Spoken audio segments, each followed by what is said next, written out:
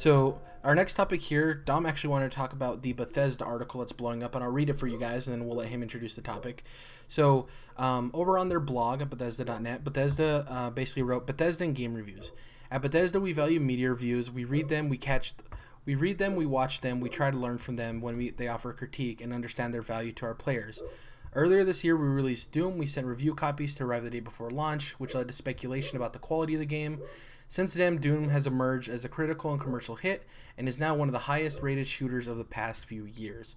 With the upcoming launches of Skyrim Special Edition and Dishonored 2, we will continue our policy of sending media review copies one day before release. While we continue to work with media streamers and YouTubers to support their coverage, both before and after release, we want everyone, including those in the media, to experience our games at the same time. We also understand that some of you want to read reviews before you make your decision, and if that's the case, we encourage you to wait for your favorite reviewers to share their thoughts. And that's it. So go ahead, Dom, introduce us to what exactly you want to talk about. So yeah, in summation, you're not going to be able to read a Skyrim Remastered review until like the day it releases.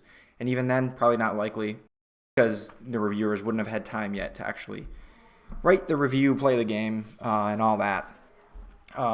So it brings up the question of, first of all, like, why do this?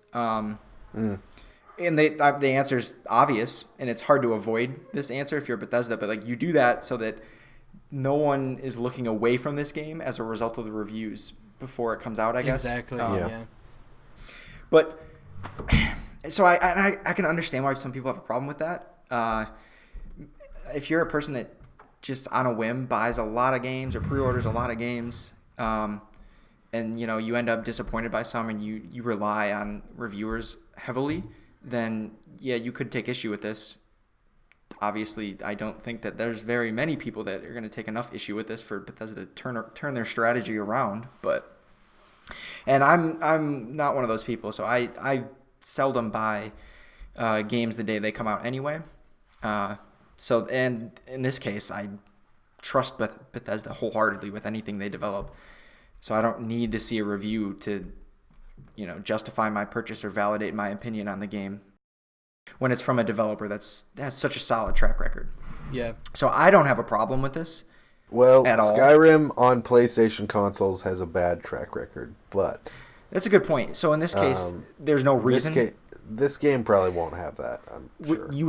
We were all like assuming that because it shouldn't, but you're right. That track record on PlayStation kind of if you might want to wait, and that's okay. You don't have to buy it on release day, which is what Bethesda says in their blog post, that like, hey, if you rely on review scores and reviews, then like, please, we encourage you to wait. Yeah. So do that. Like, you don't have to buy it the day it comes out. I know it feels like it, and I get that feeling too. What about that sweet pre-order bonus, dude? That's the other thing. I like this though because this is making people wait out for pre-orders. I think pre-orders are not good. I don't like pre-orders. Sure. I don't like the thought of them. I understand why people do it, but the way I feel is like there's a lot of people complaining about this, and it seems like some of the people that are complaining about it are mad that they're not getting the most out of their pre-order. It's like, so if you're mad that the person you want to see review it isn't getting it early enough for you to be able to have that review before you buy the game, it seems like you're concerned about the games industry, right? And you're one of those gamers that wants to have knowledge about the video game. I don't see why this is an issue. Also, I think this is also kind of an argument for the way that people ingest how they want to, like how and why they would buy a video game. I think a lot of people think that people only look at reviews. Me personally, I don't only look at reviews because reviews for the most part are subjective, and I like to look at gameplay myself and stuff like that. And guess what? You know who this doesn't really affect, even though if they get review copies the day before or the day of, are streamers. They don't have to write a review.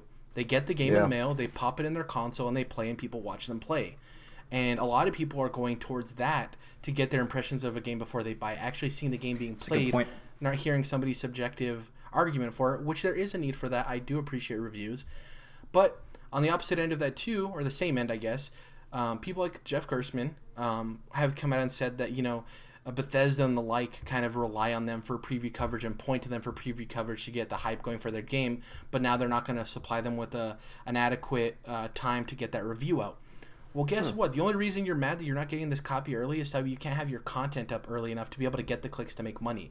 Also, your preview, all of your preview stuff that you're saying that Bethesda is kind of begging you to do, not really. They can get that preview coverage from another site, and B, it's kind of their business model to make content to provide a story and a narrative for the game, right? And it is an issue where if you create your whole entire business model about talking about what other people do, if they change the way they do things, you don't really have an argument. You don't have a dog in the fight. You're kind of at their doorstep asking them to work for you, and that's not how it works. Like, at their behest. Yeah. I understand the argument from reviewers saying like, hey, this is going to put a strain on us and stuff like that.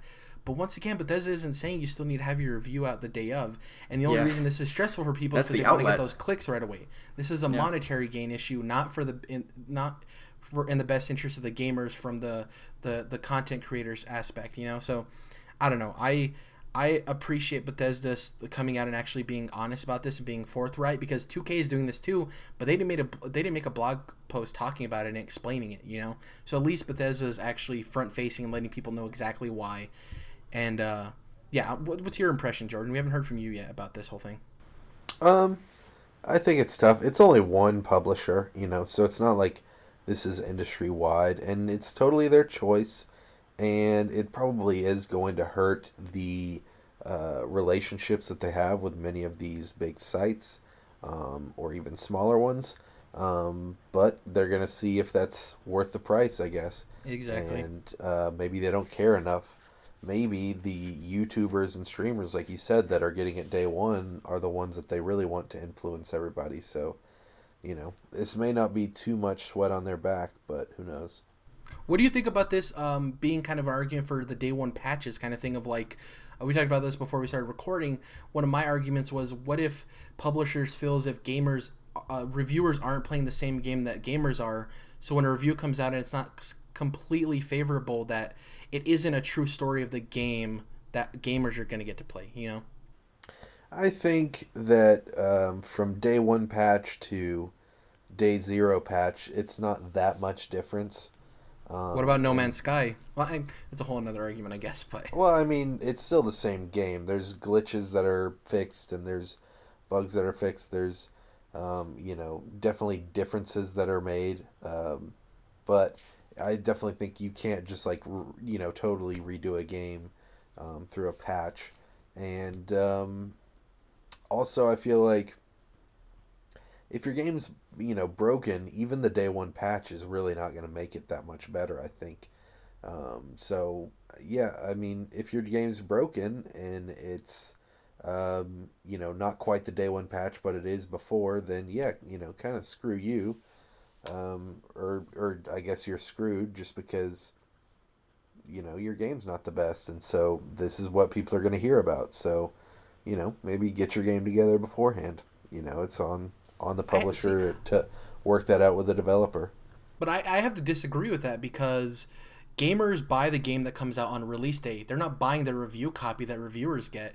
And there are fixes that happen, quite substantial fixes. Like, some people play multiplayer aspects of video games and the multiplayer doesn't work and the servers are terrible. And a lot of times when that day one patch comes out, it fixes a lot of that stuff, Also, a game goes gold way before it's even released. So there are sometimes, quite often, we're seeing nowadays with the huge 3 to 4 gig day one patches, they are fixing a substantial amount of the game. They are adding in features. No Man's Sky, though it had glitches, it added a lot of features. Like, there's a list of everything it added on that day one patch, and there was a lot of things that weren't in that game when it went gold from when it released on that day. And I think that this is a move that is bold and can work for the big publishers, and I think we could see a lot of other big publishers, like I said, 2K is doing it too, that will do it. But you're not going to... I highly doubt you'll ever see this from the small indie games, right?